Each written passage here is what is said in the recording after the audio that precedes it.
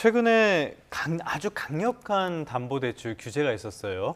이거 관련해가지고 은행권의 주택담보대출 신청액이 굉장히 많이 줄어들었다라는 소식이 있는데 직접 연결됐다고 봐야겠죠, 이거는? 예, 사실 최근에 6.27 대책이라고 부르는 그 발표가 되자마자 시행되는 굉장히 초유의 정책이었다고 언급을 하는데요.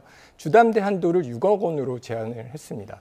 근데 우리가 가계부채 총량이 늘어나는 때를 보면은 사실 빌리는 사람이 늘어났다기보다는 그 빌리는 사람들이 대출을 많이 했을 때가 많습니다. 이게 2023년과 24년에 나타난 현상인데요. 이거는 똑같은 사람이 집을 사도 비싼 집을 살 경우에는 부채가 늘어날 수밖에 없다라는 건데요.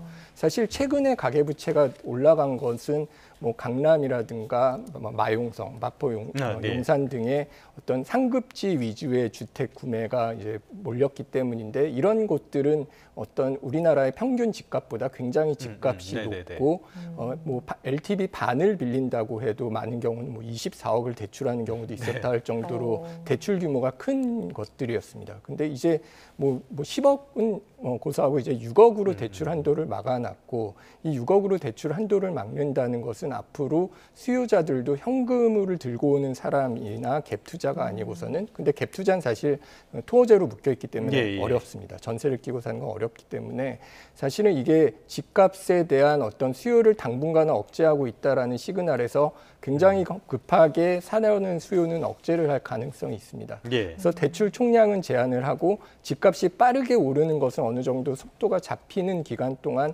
서둘러 살 수는 필요는 없다라는 어떤 두 가지 작용을 한다라는 측면에서 어떤 대출의 총량은 줄어들 수밖에 없었을 것이라고 생각을 합니다. 지금 이런 정부의 대출 조이기 정책의 거래량과 거래 규모가 일단은 좀 모두 줄어드는 모양새인데 앞으로도 이런 흐름이 계속해서 이어질 거라고 보십니까? 그거는 일단 단기간은 뭐 그럴 것이라고 생각을 합니다. 일단은 뭐 지난 6월 23일에서 27일은 그 주담대 신청액이 7,400억이었다가 그게 반보다도 안 되는 수준으로 줄었는데 3,500억으로 줄어들었는데요.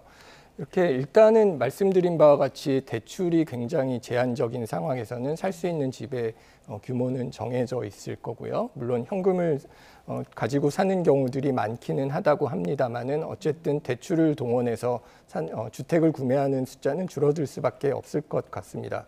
그리고 이런 경우에 그 앞으로 어떤 정책이 나올 것인가 그리고 이런 거래량과 거래 규모가 모두 급감할 경우에 시장은 어느 정도 관망세로 돌아설 가능성이 높다고 생각을 하고요.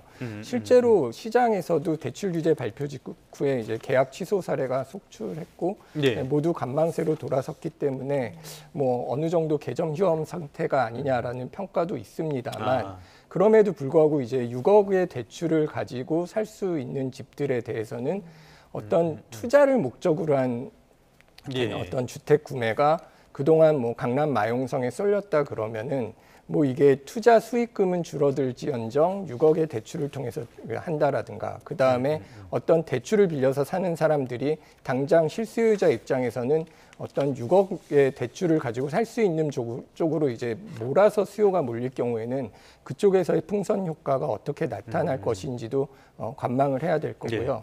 단기적으로는 그렇고 장기적으로는 이게 사실은 주택가격 상승에 대한 근본적인 해결책은 아니기 때문에 단기적으로 대출을 막아서 주택 상승 속도를 늦추는 동안에 근본적으로 집값이 앞으로 이렇게 계속 오르지는 않을 것이다라는 것과 대출이 풀리면 늘 집값이 다시 튀었습니다. 그렇죠. 이번에는 그런 일을 어떻게 막을 것인지에 대한 방안을 마련하는 것이 되게 시급할 것이라고 생각을 합니다.